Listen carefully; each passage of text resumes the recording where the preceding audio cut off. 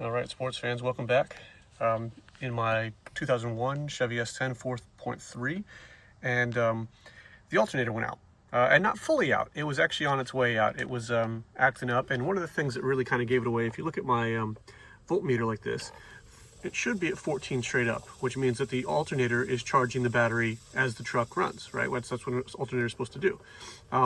But mine actually, and the car's off obviously, but mine was already down halfway between 9 and 14 at that little quarter mark right there. So roughly 11.5, which isn't terrible, but it was actually just one of the problems. It should be sticking straight up. It should be right there with the 14 there on the volt gauge. I just noticed what's going on with my gas gauge. That's brand new. I don't know why it's doing that. Oh, maybe it's because the battery's out. Anyway, whatever.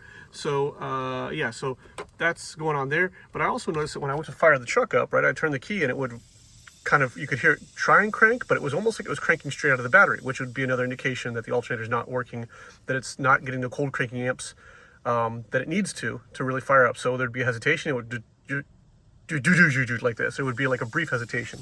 So anyway, based on that, I figured, yeah, I need a new alternator. Ordered a new one. So I pulled the old one out. I'll show you just a second. So there's the old one here, and you can't really hear much, but there is a slight grinding in there. It spins well enough, but there's a slight grinding inside. It's not really, and it's 25 years old, almost 25 years old. So I got a fresh replacement here, silent, and just really, and there's no play in it, loose play in it. This one feels like there might be a little bit of loose play in it. This one actually feels really solid. I already took the old one out. So it was actually just a really brief process. So all you got to do is loosen the belt tensioner, right? So take your 3/8, stick it in there, twist it in, and then take the belt off. There are two plugs in the back of the alternator. This one goes in the side here. Obviously it'd be hard to put this in the wrong place. There's only two, this one here, and then the alternator power source, here we go, right? And then there's this one here that's held on by a 10mm nut right there. And this goes in the back of the alternator. So two wires, there are two bolts here, long bolts. These are 9/16. They pop right out, but that's all that holds the alternator in place. What I did too, by the way, is I went ahead and took the battery out altogether, and while I was waiting for the alternator to come in, I put a trickle charger on the battery, because at this point the engine has actually been cranking and running off of battery power that's already depleted, and so I wanted to make sure that I had the full juice on that when I go to put it back in. But what I'm going to do now is just reinstall the alternator and drop the battery back in, and she should be good to go. So I'll show you that in just a second. Yeah. Okay. And just like that, the new one is in. And some notes on it, some things in hindsight. The thing that took the longest was actually getting the belt back over. You really have to torque the heck out of that thing to get it over. What I would recommend is looping the belt over this pulley first, and then sliding it underneath the guide pulley like that. It's going to be easier than trying to get it over this lip. Other things I want to point out, this was not in fact a 9/16. They were 1/2 inch on either side. Yeah, that's pretty much it. Make sure, I forgot to mention this too, but there are little, you can kind of see them right here.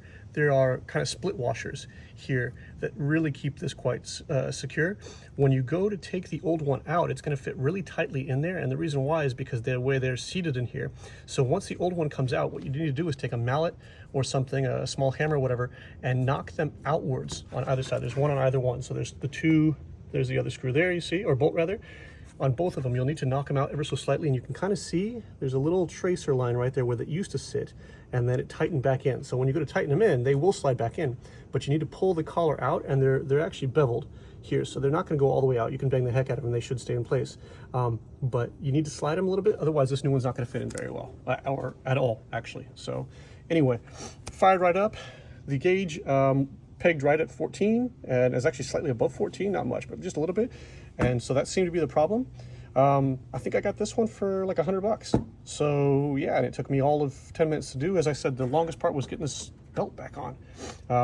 But do make sure, something I did notice, by the way, last note, make sure that the ribs of the belt are all in the appropriate place. When I got it seated up here, I was like, oh good, it's in place, but then I had to go under the truck and look at the bottom one there for the crank pulley at the very bottom, and it was actually like 2 ribs out, so I had to torque it a little bit more and slide it in place. So just make sure double check your belt, because if it's not aligned right, it's gonna, well, there's all sorts of problems. But yeah, hopefully that helps you with your install. If you have to do an alternator on your S10, let's keep them on the road, keep them running. Have a good one, guys.